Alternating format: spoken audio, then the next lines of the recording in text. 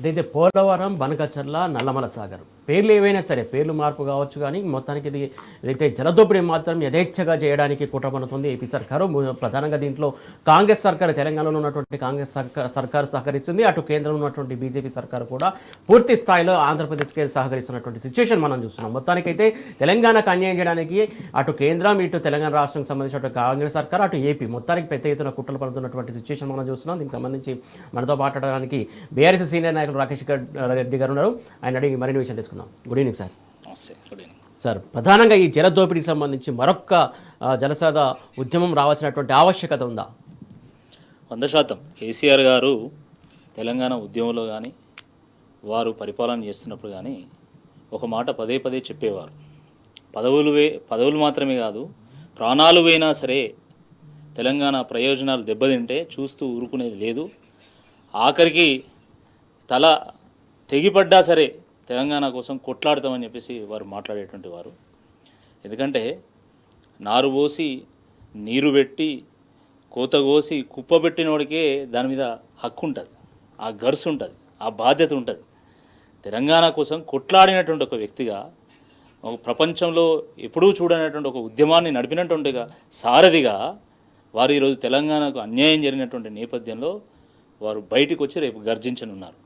మరొక జలసాధన ఉద్యమము ఈ తెలంగాణ రాష్ట్రంలో ప్రారంభం కాబోతున్నది. ఎందుకంటే తెలంగాణ ప్రయోజనాలను దెబ్బతీస్తూ ఈరోజు ఆంధ్ర ప్రయోజనాలకు అనుగుణంగా ఈరోజు ప్రాజెక్టులను రూపొందించడం కానీ, లేకపోతే నీటి కేటాయింపులను చేయడం కానీ చూస్తూ ఊరుకోదండి బీఆర్ఎస్ పార్టీ. కేసీఆర్ గారు వారి ఆత్మ తెలంగాణ, వారి శ్వాస తెలంగాణ, వారి ఆరాటం తెలంగాణ, వారి పోరాటం తెలంగాణ. వారి తెలంగాణ తప్ప వేరే ప్రయారిటీ ఉండదండి. వారి తెలంగాణనే ఏకైక ప్రయారిటీ, మొట్టమొదటి ప్రయారిటీ. అందుకే ఢిల్లీ నుండి మొదలు పెడితే గల్లీ వరకు గజ్జు అనేది. కానీ ఈరోజు రేవంత్ రెడ్డి గారి పరిస్థితి ఏంటి అండి? ఆయనకు ఇరిగేషన్లో ఆలు కూడా రావు, ఆయనకు ఏబిసిడీలు కూడా రావు. అందుకనే ఆయనను చాలామంది లైట్ తీసుకుంటున్నారు. మీరు ఆలోచించండి ఒకసారి. కేసీఆర్ గారు 10 ఏళ్ళు పరిపాలన చేసినప్పుడు కుక్కిన పేలులాగా పడున్నటువంటి చంద్రబాబు నాయుడు ఈరోజు ఎగిరెగిరి పడతాడు. ఎందుకు అంటే రేవంత్ రెడ్డి గారు స్వయంగా తన శిష్యుడు, తన తొత్తు కుర్చెక్కంగానే కథం ఎగిరెగిరిపడి ఈరోజు తెలంగాణ మీద యుద్ధం చేసేటువంటి ఒక ప్రయత్నం చేస్తూ ఉన్నారు. మీరు ఒక విషయం అర్థం చేసుకోవాలి. అనేక త్యాగాల పునాదుల మీద ఏర్పడ్డ రాష్ట్రం తెలంగాణ రాష్ట్రం. అనేక పోరాటాల ఫలితము తెలంగాణ రాష్ట్రం. ఊరికే రాలేదండి తెలంగాణ. 1200 మంది అసూలు వాస్తే తెలంగాణ వచ్చింది. మొత్తం బీఆర్ఎస్ పార్టీ సైనికులు, అనేక రాజకీయ పక్షాలు కలిసి కొట్లాడితే తెలంగాణ వచ్చింది. తెలంగాణ ఒక రిడ్జ్ ప్రాంతం అండి. ఈ రిడ్జ్ ప్రాంతంలో ఇటువైపు గోదావరి, ఇటువైపు కృష్ణ ప్రవహిస్తుంటాయి. కానీ దురదృష్టకరమైనటువంటి విషయం ఏంటంటే 100,000 టీఎంసీల నీళ్లు ఇటు కృష్ణాలో అటు గోదావరిలో ప్రవహిస్తున్నా కూడా కనీసము గొంతు ఆర్పనటువంటి పరిస్థితులు మనకు తెలంగాణ రాష్ట్రంలో చూసినాం. మొత్తం ఎక్కడివైనా సర్కారు తుమ్మలు, తంగేళ్ళు మొడిచినాయి కదా. ఎక్కడివైనా ఆకలి కేకలు, ఆత్మహత్యలు, వలసలు, బొగ్గుబాయి, బొంబాయి, దుబాయి బతుకులు, ఏడుపులు, పొడబొబ్బలు, కరువు కాటకాలు, కరెంటు కష్టాలు. ఇటువంటి ఈ నేపథ్యంలో కేవలము ఈ నీటిని, గోదావరి నీటిని, కృష్ణాను మొత్తం తెలంగాణ అంతా పారించి శ్యామలం చేయడమే ఏకైక మార్గం అని చెప్పి కేసీఆర్ గారు అద్భుతమైనటువంటి బృహత్తరమైనటువంటి నీటి ప్రాజెక్టులకు వారు రూపకల్పన చేశారు. వారి ఆశయం కూడా 1 కోటి ఎకరాల మాగానిగా. ఎగ్జాక్ట్లీ. ఒక కాళేశ్వరంతోనే 38 లక్షల ఎకరాలను వారు తడిపిల్లు కదా. మరి అలాంటప్పుడు ఇటు కృష్ణా మీద ఉన్నటువంటి ప్రాజెక్టులు కానీ, ఇటు గోదావరి మీద ఉన్నటువంటి అన్ని ప్రాజెక్టులు పూర్తయితే తప్పకుండా 1 కోటి ఎకరాల మాగానే అయితే, దాంట్లో ఎటువంటి అనుమానం లేదు. కేసీఆర్ గారు వచ్చిన తర్వాత ఒకవైపు ఇటు ప్రాజెక్టులను వేగవంతం చేస్తూనే ఇంకోవైపు మనకు తగిన కేటాయింపులను తీసుకొచ్చేటువంటి ఒక ప్రయత్నం చేశాం. ఇప్పుడు ఈరోజు అసలు ప్రశ్న ఏంది అంటే, పాలమూరు రంగారెడ్డి ఎత్తిపోతల పథకానికి కేసీఆర్ గారు ఆ రోజు 2016లో పనులు ప్రారంభించి వారు ఒక జియో తీసుకొచ్చారు. జియో 2046 జియో. దాని ప్రకారం ఏంటంటే మైనర్ ఇరిగేషన్లో భాగంగా చెరువుల్లో, కుంటల్లో మిగిలినటువంటి నీళ్లు ఒక 45 టీఎంసీలు. దాని తర్వాత గోదావరి నుండి కృష్ణాకు తరలించుకోబోతున్నటువంటి నీటికి కంపన్సేటరీగా ఎగువ రాష్ట్రం కాబట్టి మన కృష్ణా నుంచి ఎగువ ప్రాంతం నుంచి మనకు ఒక 45 టీఎంసీలు ఆ రోజు ట్రిబ్యునల్ కేటాయించిందండి. అంటే మొత్తం 90 టీఎంసీలతోని పాలమూరు రంగారెడ్డి పనులు పూర్తి కావాలి. ఎస్. కేసీఆర్ గారు 2016లో ప్రారంభించి వారు దాదాపు ఒక 80-90% పనులు పూర్తి చేశారు. 89% పనులు ఆల్రెడీ పాలమూరు రంగారెడ్డి దాదాపు ఒక 75 నుంచి 80% నిధులను కూడా ఇంకొక 20% కంప్లీట్ చేసేస్తే అయిపోతుంది. కాంగ్రెస్ సర్కార్ పట్టించుకోవట్లేదు. స్వయం సీఎం జిల్లానే కదా అది. అయిపోతుంది. కానీ దురదృష్టకరమైనటువంటి మార్గం అంటే మీరు ఒక్కసారి ఆలోచించండి. 2022-23లో మన ప్రభుత్వం పోయింది. ప్రభుత్వం పోయిన తర్వాత సిడబ్ల్యూసి వరుసగా రాష్ట్ర ప్రభుత్వాన్ని లేఖలు పంపిస్తున్నది. మీ 90 టీఎంసీల లెక్కేంది అసలు పాలమూరు రంగారెడ్డి ప్రాజెక్ట్ది, దానికి సంబంధించిన డిపిఆర్ పంపండి, దానికి సంబంధించిన అప్రైజల్ పంపండి అని అడిగితే అసలు మొదటి 6 నెలలు అసలు వీళ్ళు సపోర్ట్ కూడా చేయలే. ఓకే, వీళ్ళు సపోర్ట్ చేయలేదు. 6 నెలలు అట్లనే పెండింగ్లో పెట్టింది. మేలో లెటర్ వస్తే మే నుంచి పెండింగ్లో పెట్టి ఇప్పుడు కేవలం 45 టీఎంసీలకు సంబంధించినటువంటి అప్రైజల్ మాత్రమే పంపడం జరిగింది. అంటే కేసీఆర్ గారు ఆ రోజు 90 టీఎంసీలకు గాను ఒక జియో ఇస్తే ఆ జియో మీద ఆ రోజు ఆంధ్రప్రదేశ్ ప్రభుత్వం ట్రిబ్యునల్ పోతే ట్రిబ్యునల్ కూడా లేదు, తెలంగాణకు 90 టీఎంసీల వాటా ఉంది, ఇది సహేతుకమైనదే, ఇది సరైనటువంటిదే అని చెప్పేసి వాళ్ళు తీర్పునిచ్చిన తర్వాత ఈరోజు కేవలం మాకు 45 టీఎంసీల నీటి వాటానే ఉన్నది అని చెప్పేసి మీరు అప్రైజల్ పంపితే ఎవరి నోట్లో మట్టి కొట్టడానికి, సగానికి సగం తగ్గించడం ఎందుకు? అదే ఎవరి నోట్లో మట్టి కొట్టడానికి, ఎవరు పబ్బం గడపడానికి చేస్తూ ఉన్నారు. అంటే ఇది రేవంత్ రెడ్డి చంద్రబాబు నాయుడు సొంత ఆస్తులు అవి ఏమన్నా నాకు అర్థం కాదు. అంటే మీరు నీటి వాటాలు పంచుకుంటున్నారా, ఇంకేమైనా వాటాలు పంచుకుంటున్నారో తెలంగాణ ప్రజలకు తెలియాలా. నువ్వు తెలంగాణ రాష్ట్రానికి ముఖ్యమంత్రి అయ్యి నువ్వు ఆంధ్ర ప్రయోజనాలు చేకూరే విధంగా ఈరోజు 45 టీఎంసీలకు అప్రైజల్ ఎట్లా పంపుతావు? అంటే మిగతా 45 టీఎంసీలు లేకపోతే ఈరోజు పాలమూరి రంగారెడ్డి ప్రాజెక్టు మొత్తం పడావు పడుతుంది కదా, నిర్వీర్యమవుతుంది కదా, ఒక ఎకరాన్ని కూడా నీరు వారేది కదా. మరి అలాంటప్పుడు ప్రభుత్వం పెట్టినటువంటి 27,000 కోట్ల రూపాయల ఖర్చు ఎవరు భరించాలా? కాంగ్రెస్ పార్టీ భరిస్తుందా? చెప్పాలి. దీనికి సమాధానం ఏంది మీ దగ్గర? అంటే కేవలము ఈ నీళ్ళన్నీ ఆంధ్రాకు తరలించి గురుదక్షిణ చెల్లించుకోవాలనేటువంటి ఒక ప్రయత్నం రేవంత్ రెడ్డి గారు చేస్తున్నట్టుగానే చాలా స్పష్టంగా కనబడుతుంది. సొంత జిల్లా మహబూబ్ నగర్ మీద మీకు ఇంత మాత్రం ప్రేమ లేకపోతే ఇక నువ్వు ముఖ్యమంత్రి అయ్యేందుకో నాకైతే అర్థం కావడం లేదు. ఉన్న ఊరు కన్నతల్లి స్వర్గం లాంటి అని చెప్పి చెప్తారు కదా, నీ సొంత జిల్లాకు నీళ్లు పారించకుండా ఆ నీళ్ళను కాస్త నువ్వు ఆంధ్రప్రదేశ్ తరలిస్తే, ఆంధ్రప్రదేశ్ పంపిస్తే అసలు నువ్వు ముఖ్యమంత్రి అయిన దానికి ఏమైనా సార్థకత ఉంటుందా అని చెప్పి ఈ సందర్భంగా మేము అడుగుతున్నాం. అటు నాగార్జున సాగర్ సంబంధించి 0 to 80 కిలోమీటర్స్ ఇష్టానుసారంగా మనం చూస్తున్నాం. మరి లెఫ్ట్ కెనాల్కి సంబంధించి ఎందుకు కాంగ్రెస్ సర్కార్ పట్టించుకోవట్లేదు? ఇప్పుడు ఒక్కటండి, వీళ్ళకు ఏబిసిడీలు రావు, ఇరిగేషన్ మీద సబ్జెక్ట్ లేదు.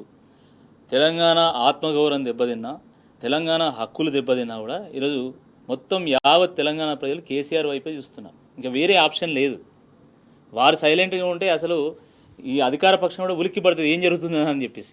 కాబట్టి ఈరోజు అది బనకచెర్ల అయినా, నల్లమల్ల సాగర్ అయినా, లేకపోతే రంగారెడ్డి పాలమూరు నుంచి 45 టీఎంసీలు వాళ్ళు తరలించుకోపోవడం విషయమైనా కూడా ఎక్కడైనా కూడా కొట్లాడాల్సింది బీఆర్ఎస్ పార్టీనే. సావు నోట్లో తలబెట్టి కేసీఆర్ గారు తెలంగాణ సాధించింది, ఇది వాస్తవం. కాబట్టి వారికి మాత్రమే ఆ గర్సు ఉంటుంది. వీళ్ళకి ఏం గర్సు ఉంటుందండి? వీళ్ళు ఏం చేసినా అసలు వచ్చిన కాంచెల్లి ఒక్క ప్రాజెక్టు పూర్తి చేశారా మీరు? ఒక్క కొత్త ప్రాజెక్టు తీసుకొచ్చినా ఇప్పటివరకు?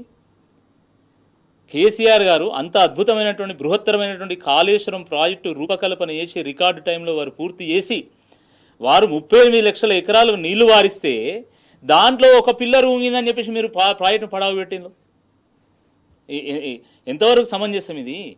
కాబట్టి మేమనేది ఏంటంటే ఇది తెలంగాణ రైతుల నోట్లో మట్టి కొట్టడం తప్ప ఇంకోటి కాదండి.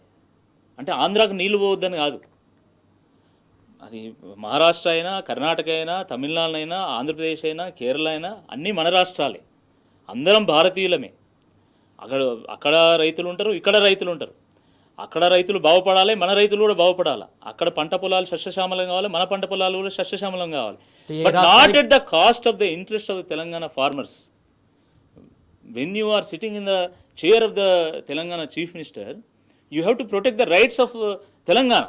కానీ ఈరోజు నువ్వు ఆంధ్ర రైట్స్ను ప్రొటెక్ట్ చేసే విధంగా, ఆంధ్ర ఇంట్రెస్ట్ని కాపాడే విధంగా వ్యవహరించడం ఏదైతుందో తప్పకుండా దీని మీద బీఆర్ఎస్ పార్టీ ప్రశ్నించడానికే కేసీఆర్ గారు రేపు తెలంగాణ భవన్కు రాబోతున్నారు. ఈ జల దోపిడీ ఏ రకంగా జరుగుతున్నది, కాంగ్రెస్ పార్టీ ఏ రకంగా మొత్తము మన తెలంగాణ రాష్ట్రాన్ని చంద్రబాబుకు వారు అంటగడుతున్నారో తప్పకుండా దాని మీద లెక్క తేల్చేటువంటి ప్రయత్నం రేపు చేస్తారు. ఇప్పుడు సెంట్రల్ కూడా తెలంగాణకు రావాల్సినటువంటి నీటి వాటాలకు సంబంధించి అసలు ప్రస్తావన చేయట్లేదు. దీనికి సంబంధించి ఇటు కాంగ్రెస్ సర్కారు కూడా పైన మాట్లాడినటువంటి సిచ్యువేషన్ కనబడట్లేదు. నాడు బీఆర్ఎస్ ప్రశ్నించింది, అడిగింది, ఎప్పటికప్పుడు లెక్కలు అడుగుతుంది, వాటాలు తేల్చాలని చెప్పేసి గట్టిగా ఫైట్ చేస్తున్నటువంటి సిచ్యువేషన్. కానీ ఇప్పుడు అలా లేదు కదా, ఎందుకోసం? నేను అదే చెప్తున్నా కదా, ఇప్పుడు రాష్ట్రం సాధించడానికి గర్సు ఉంటుంది, వాళ్ళకి ఏం గర్సు ఉంటుందండి? ఆ రోజు తెలంగాణ ఉద్యమంలో చిన్న పిల్లలు సైతం 10వ తరగతి చదువుతున్నటువంటి పిల్లలు సైతము జై తెలంగాణ నినాదం ఎత్తుకొని వాళ్ళు సైతం ధర్నాల్లో పాల్గొన్నారు, రాస్తారోకల్లో పాల్గొన్నారు. ఈ అనుభవం చాలామందికి ఉంది. కానీ పిల్లా జిల్లా ఏకమై జై తెలంగాణ నినాదం ఎత్తుకొని తెలంగాణ కోసం కొట్లాడుతున్నటువంటి సందర్భంలో ఇదే రేవంత్ రెడ్డి గారు ఆ రోజు రైఫిల్ ఎక్కుపెట్టి తెలంగాణ వాదులను బెదిరించేటువంటి ప్రయత్నం చేసి, అంటే ఆయన తెలంగాణ ద్రోహి. అటువంటి వ్యక్తి ఈరోజు తెలంగాణ నీటి ప్రాజెక్టుల గురించి, తెలంగాణ రైతుల బాగోగుల గురించి, తెలంగాణ పంట పొలాల గురించి ఎందుకు ఆలోచిస్తాడు? ఆ ఆలోచన ఎందుకు ఉంటుంది వారికి? పైగా వారు చాలా బిజీ అయిపోయినాయి ఇప్పుడు. మొత్తం ఎంతసేపు ఎట్లా జేబులు నిండాలని ఆలోచించుకుంటున్నారు తప్ప రైతుల జేబులు ఎట్లా నిండాలనే ఆలోచన ఏమైనా ఉన్నదా? ఉంటే ఈ పని చేస్తారా? ఇప్పుడు బనకచెర్ల నుంచి నీళ్లు తరలించుకోబోతుంటే మీరు కిక్కువన్లే, మళ్ళీ బీఆర్ఎస్ పార్టీ దాని మీద ఉద్యమించిన తర్వాతనే మీరు కానీ అటు ఆంధ్రప్రదేశ్ కానీ ఇటు కేంద్రం కానీ దిగి వచ్చి బనకచెర్లను ఆపిల్. ఇప్పుడు మళ్ళీ పాలమూరు రంగారెడ్డిలో 45 టీఎంసీల నీటిని తరలించిపోయే ఉపాయం చేస్తున్నా కూడా, లేదా ఇటువైపు మనకి పోలవరం దగ్గర పుక్క కొట్టి మళ్ళీ అక్కడ నుండి నల్లమల్ల సాగర్ నుండి అటు పెన్నా బేసిన్కు నీళ్లు తరలించుకుపోయేటువంటి కుట్ర చేస్తున్నా కూడా ఎవరు సపోర్ట్ చేస్తలేరు. అసలు కాంగ్రెస్ పార్టీ వాళ్ళకి అవగాహన ఉందా అసలు ఎట్లా నీటిని తరలించుకోబోతున్నారో? బనకచెర్ల గురించి బాగా చర్చ జరుగుతున్నది. బనకచెర్ల అనే పదమే చాలా ఫేమస్ అయిపోయింది కాబట్టి ఇప్పుడు అది ఎత్తుకుంటే మనం మష్ అయిపోతాం అనేటువంటి ఒక భయంతో కాంగ్రెస్ పార్టీ వాళ్ళు వెనక్కి తగ్గింది, వాళ్ళ ప్రభుత్వం వెనక్కి తగ్గింది, కేంద్రం. కానీ ఇప్పుడు ఏం చేశారు? దాని పక్క నుండి తరలించకపోయి మళ్ళీ నల్లమల్ల సాగర్ అని చెప్పేసి అక్కడ 50 టీఎంసీల రిజర్వాయర్ ఉంటే అక్కడికి నీళ్లు పోసేటువంటి ఒక ప్రయత్నం చేస్తారు. ఒకవైపు గోదావరి నుంచి నీళ్లు తరలించుకోపోతారు నల్లమల్ల సాగర్కి, ఇంకోవైపు మళ్ళీ కృష్ణా నుండి ఒక టన్నల్ ద్వారా, వెలుగొండ టన్నల్ ద్వారా తీసుకొచ్చి మళ్ళీ దాంట్లో కృష్ణా నీళ్ళు కూడా తరలించుకోబోయే ఉపాయం చేస్తున్నారు. సో ఈ కుట్రను బహిర్గతం చేయడానికి, భగ్నం చేయడానికే రేపు కేసీఆర్ గారు తెలంగాణ భవన్ వేదికగా లెజిస్లేచర్ పార్టీ మీటింగ్తో పాటు రాష్ట్ర కార్యవర్గ సమావేశం నిర్వహించబోతున్నారు. దీంట్లో మరిన్ని విషయాలు ప్రజలకు అర్థమయ్యేటువంటి మాట్లాడతారు. తప్పకుండా దీని మీద ఒక పెద్ద ఎత్తున ఉద్యమం జరుగుతుంది. ఎందుకంటే ఇంత కొట్లాడింది, ఇంతమంది ఆత్మ బలిదానాలు చేసుకునేది ఎందుకోసం అండి? మన రాష్ట్రం యొక్క ఇంట్రెస్ట్ కాపాడినప్పుడు ఎందుకు? ఆత్మ గౌరవం కోసం, స్వయం పాలన కోసం, స్వాభిమానం కోసం కొట్లాడినటువంటి రాష్ట్రము తెలంగాణ రాష్ట్రం. అటువంటి రాష్ట్రంలో కన్న కొడుకు కేసీఆర్ గారు పోయేసరికి ఈరోజు కాంగ్రెస్ వాడు వచ్చి ఎగిరెగిరి పడుతున్నాడు. చూస్తూ ఊరుకోవాలన్నా? కేసీఆర్ గారు చూస్తూ ఊరుకోవాలా? తెలంగాణ ప్రజలు చూస్తూ ఊరుకోవాలన్నా? తప్పకుండా బుద్ధి చెప్తారు. రైట్. కాంగ్రెస్ చేస్తున్నటువంటి కుట్రలు ఖచ్చితంగా భగ్నం చేయాల్సినటువంటి అవసరం ఉంది. ప్రజలకు కూడా అవగాహన రావాల్సిన అవసరం ఉంది. జల సాధనకు సంబంధించి ఏదైతే జలంకు సంబంధించి సైరన్ మోగించనున్నారో రేపు కేసీఆర్ తెలంగాణ భవన్ ఖచ్చితంగా ప్రజలను ఉద్దేశించి ఒక సైరన్ మోగించే అవకాశం ఉందని చెప్పేసి చెప్తున్నటువంటి అంశం. ప్రధానంగా సార్ ఇప్పుడు గోదావరికి సంబంధించి ఏదైతే 1.6 కిలోమీటర్స్ ఉంది, అది రాను భద్రాచలం నుంచి వెళ్తూ పాపికొండల దగ్గరికి వెళ్ళేసరికి ఆల్మోస్ట్ సగానికి సగం కుచించుకుపోతున్నటువంటి నేపథ్యంలో బ్యాక్ వాటర్ ఎక్కువగా వచ్చే అవకాశం ఉంది. ఆ నేపథ్యంలో చాలా గ్రామాలు ముంపునకు గురవుతాయని చెప్పేసి అందరూ అంచనా వేస్తున్నటువంటి అంశం. ఎందుకు దాన్ని ఎట్లా సరి చేయాలి, ఏంది అసలు? పోలవరం ప్రాజెక్టు వల్ల అనేక తండాలు, గూడాలు, అనేక గ్రామాలు కూడా మునిగిపోతాయి అని చెప్పేసి చాలామంది నిపుణులు చెప్తున్నారు. ఎస్. కానీ ఇప్పుడు నల్లమల్ల సాగర్ కనుక వీళ్ళు చేపడితే భద్రాద్రి కూడా ఈరోజు మునిగిపోయేటువంటి ఒక ప్రమాదం ఉంది. రాముడితో పెట్టుకుంటే దేశంలో కాంగ్రెస్ రాజ్యమే లేకుండా పోయింది. అలాంటిది భద్రాద్రి రాముడితో కనుక ఇక్కడ పెట్టుకుంటే కాంగ్రెస్ పార్టీ భస్మం అవుతుంది, తెలంగాణ బగ్గు అంటుంది. ఇది గుర్తుపెట్టుకోవాలి కాంగ్రెస్ పార్టీ నాయకులు.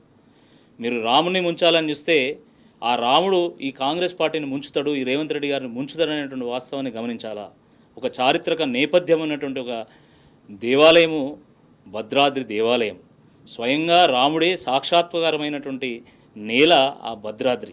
కాబట్టి అటువంటి ప్రాంతంతో పెట్టుకుంటే మాత్రం ఇది సరైనటువంటిది కాదు. ప్రజల సెంటిమెంట్తో కూడినటువంటిది. రైతులకు నీళ్ళు అందించాలా, కానీ దానికోసం అని చెప్పేసి కిలోమీటర్లు మొత్తం భూభాగాన్ని మొత్తం ముంచేస్తాము, గ్రామాలను ముంచేస్తాము, స్వయంగా భద్రాద్రి రాముడిని ముంచేస్తామంటే చూస్తూ ఊరుకో తెలంగాణ సమాజం. ఇది గుర్తుపెట్టుకోండి. ఇప్పటికే రాముడు ఒకవైపు, రాముడి ఆనవాళ్ళు ఇంకోవైపు ఉన్నాయి. భద్రాద్రి రాముడు తెలంగాణలో ఉంటే భద్రాద్రి రాముడి యొక్క ఆనవాళ్ళు ఆంధ్రాలో మిగిలిపోయినాయి. 5 గ్రామాల పంచాయతీ నడుస్తూ ఉంది. దాన్ని తెంచుతామని చెప్పేసి హామీ ఇచ్చి అధికారంలో వచ్చినటువంటి కాంగ్రెస్ పార్టీ దాని సమాధానం చెప్పకుండా, అక్కడున్నటువంటి తెలంగాణ ప్రజల ఆకాంక్షలు నెరవేర్చకుండా, ఆ 5 గ్రామాల ప్రజల ఆకాంక్షలు నెరవేర్చకుండా ఈరోజు మళ్ళీ మీరు ఏకంగా భద్రాద్రి రాముడినే ముంచుతామని చూస్తే మాత్రం తప్పకుండా రగులుతుంది తెలంగాణ అనేటువంటి వాస్తవాన్ని గుర్తుపెట్టుకోవాలా. రాముడు పురుషోత్తముడు, ఆయన వాక్ పరిపాలకుడు, పితృవాక్ పరిపాలకుడు, స్వయంగా విష్ణుమూర్తి అవతారం అండి. ఆయనను ముంచాక మీకెవడిచ్చిండి అసలు నాకు అర్థం కాదు. కాబట్టి భద్రాద్రి రాముతో పెట్టుకుంటే భస్మం అయిపోతుంది కాంగ్రెస్ పార్టీ. ఇంకా అందులో ఎటువంటి బీజేపీ పాత్ర లేదా? బీజేపీ కూడా చాలా కీలక పాత్ర పోషిస్తుంది. అటు ఆ రోజు ఏపీకి 7 మండలాలను కట్టబెట్టింది. నేను అదే అంటున్నా, అది బీజేపీ కావచ్చు, కాంగ్రెస్ పార్టీ కావచ్చు, రెండు కూడా ఈరోజు తెలంగాణ ప్రయోజనాలు దెబ్బతీసే విధంగా వ్యవహారం చేస్తే మాత్రం ప్రజలు తప్పకుండా తిరగబడతారనేటువంటి వాస్తవాన్ని గుర్తుపెట్టాలి. 7 మండలాలు మీరు ఆ రోజు ఆంధ్రలో కలిపేశాను. సరే కలిపిండు, 5 గ్రామాలు ఎందుకు కలిపిండని నాకు అర్థం కాదు. అసలు 5 గ్రామాలను కలపాలని ఐడియా ఎవడు ఇచ్చిండు మీకు? అసలు దానికి ఏమైనా రీజన్ ఉందా? ఈరోజు భద్రాచలము ఎట్లయిపోయిందంటే 3 వైపులు నది ఉంది, ఇంకోవైపు ఆంధ్ర ఉంది. అసలు భద్రాచలం యొక్క భవిష్యత్తు ఏంది? భద్రాచలం ఎట్లా పెరుగుతుంది? భద్రాచలం యొక్క నీడ్స్ ఎలా ఫుల్ఫిల్ అవుతాయి? ఈరోజు కనీసం ఒక డంపింగ్ యార్డ్ పెట్టుకుందామంటే స్థలం లేదండి భద్రాద్రిలో. ఆ చెత్త మొత్తం తీసుకుపోయి నదిలో వేస్తున్నారు. మీరు భద్రాచలం టెంపుల్ పక్కనే ఉన్నటువంటి నది దగ్గర చూడండి, మొత్తం చెత్త అంతా నదిలో వేస్తున్నారు. నది మొత్తం కలుషితం అయిపోతుంది. ఇటువంటి ఈ పరిస్థితుల్లో మరి ఇటు బీజేపీ కానీ కాంగ్రెస్ పార్టీ ఏం సమాధానం చెప్తుందో నిజంగా అందరూ కూడా వేచి చూస్తున్నారు. ముఖ్యంగా భద్రాచలము చుట్టుపక్కల ఉన్నటువంటి గ్రామాలు, తండాలు, గూడాలు, అటవీ ప్రాంతం మొత్తము ఈరోజు మునిగిపోయేటువంటి ఒక ప్రమాదం ఉంది నల్లమల్ల సాగర్. కాబట్టి నల్లమల్ల సాగర్కు అనుమతులు రాకుండా తప్పకుండా అడ్డుకోవాల్సినటువంటి బాధ్యత తెలంగాణ సమాజం మీద ఉంది, తెలంగాణ మేధావుల మీద ఉంది. చాలామంది మేధావులు అని చెప్పుకొని తిరుగుతుంటారండి. నాకు అర్థం కాదు, ఏడవేళ మేధావులంతా ఆంధ్ర రాష్ట్రము, ఇటు రేవంత్ రెడ్డి గారు కాంగ్రెస్ పార్టీ కలిసి ఇంత పెద్ద కుట్ర చేస్తూ ఉంటే ఎక్కడ వేయాలి మీరు? ఆ రోజు ఏదైనా చిన్నది ఏదైనా జరిగితేనే గగ్గోలు పెట్టేటోళ్ళు కదా. తెలంగాణ మొత్తం అసలు కొల్లేరైన అనే విధంగా మొత్తం గగ్గోలు పెట్టేటువంటి పెద్ద స్పందిస్తలేరు. నాకు అర్థం కావడం లేదు. కాబట్టి ఈరోజు తెలంగాణ ప్రజలు కూడా అర్థం చేసుకోవాలి. తెలంగాణ ప్రజలు కూడా ఈరోజు అర్థం చేసుకోవాలి. ఎక్కడ మన రేవంత్ రెడ్డి గారు, ఎక్కడ కేసీఆర్ గారు స్వయంగా నీటి ప్రాజెక్టుల మీద అసెంబ్లీలోనే గూగుల్ ప్రజెంటేషన్ పీపీటీ ఇచ్చినటువంటి నాయకుడు కేసీఆర్ గారు ఇక్కడ. అసలు దేవాదులు ఏ బేసిన్లో ఉన్నది అని అడిగిన రేవంత్ రెడ్డి గారు ఇక్కడ.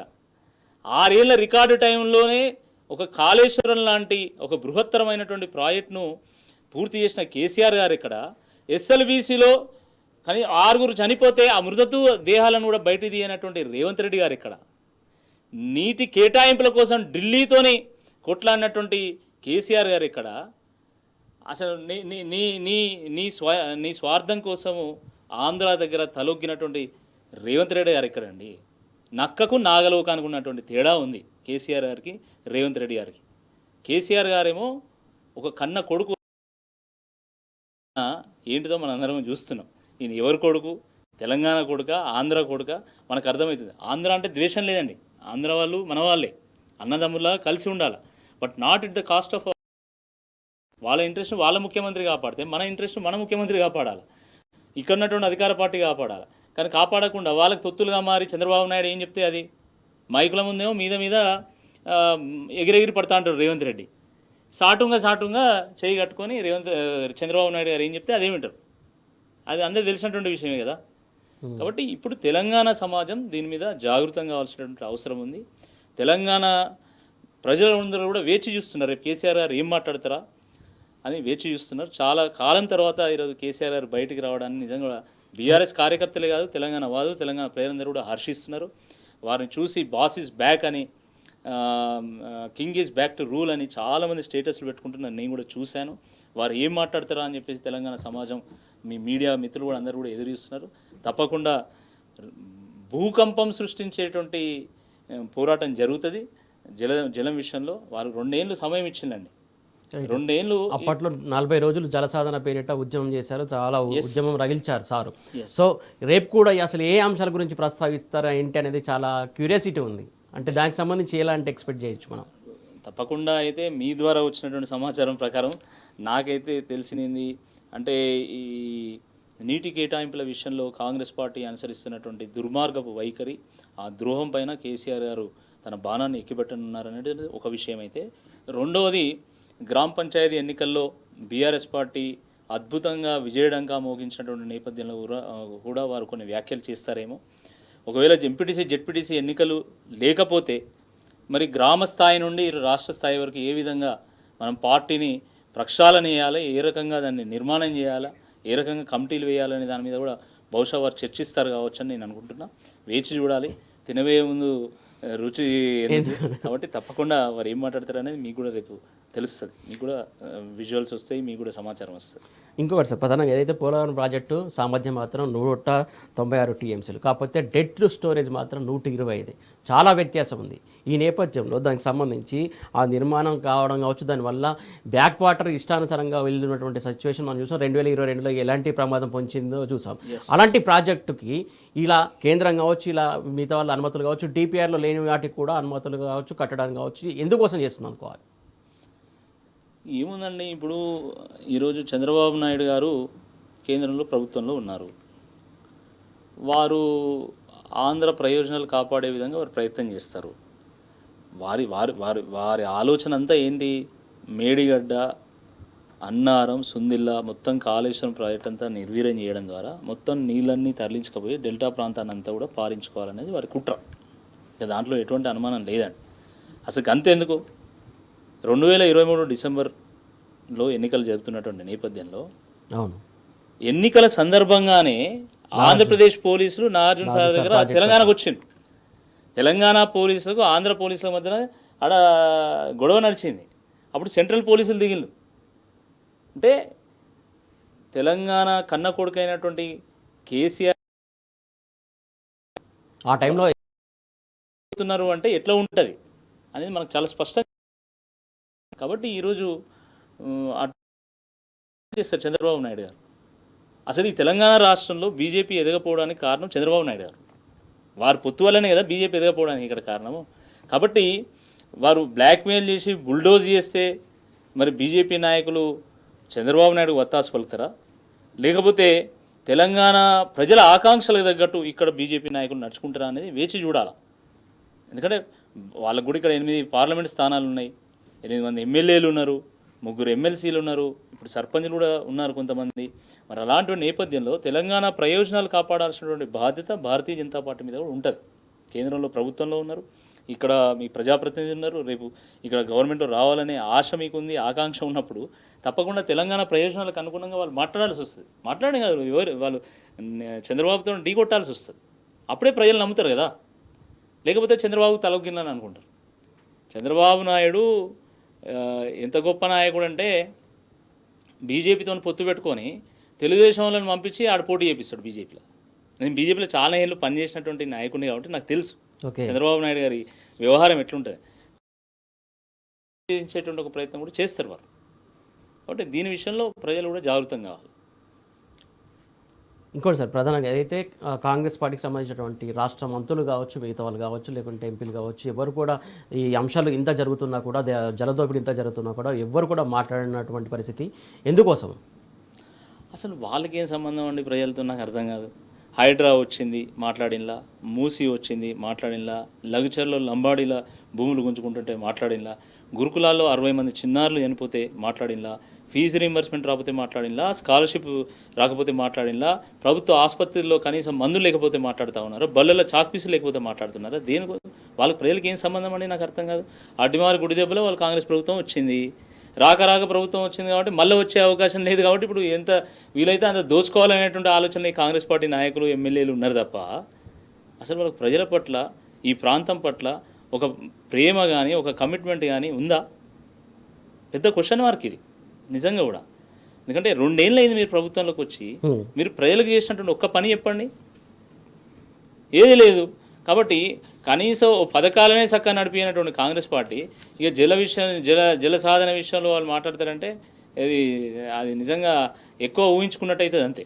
ఓకే, అంటే ప్రాంతం వాడే ప్రాంతేతరుడికి పాజిటివ్గా ఉండడం, అంటే ప్రాంతాన్ని ఎందుకు ఇట్లా తెలంగాణని ఎందుకు ఇట్లా మోసం చేయడం, తెలంగాణ ప్రజలకు ఎందుకు మోసం చేయడం, ఇలా చేస్తూ ఉంటే ప్రజలు తిరగబడాల్సినటువంటి అవసరం లేదంటారా? తప్పకుండా. నా రాజు తరతరాల బూజు అని జైలు గోడల మీద రాసించి గర్జించినటువంటి దాశరథి పుట్టినటువంటి గడ్డ తెలంగాణ గడ్డ. అన్యాయాన్ని ఎదిరించినటువంటి వాడే నాకు ఆరాధ్య దైవం అన్నటువంటి కాలోచి పుట్టినటువంటి గడ్డ ఈ తెలంగాణ గడ్డ. అటువంటి ఈ ప్రాంతంలో ప్రాంతేతరుడు అన్యాయం చేస్తే పొలిమేర వరకు తన్ని జరుగుతాం, ప్రాంతం వాడే అన్యాయం చేస్తే తప్పకుండా అక్కడనే పాతి పెడతాం. అందులో ఎటువంటి అనుమానం లేదు. ప్రజలు తిరగబడతారు.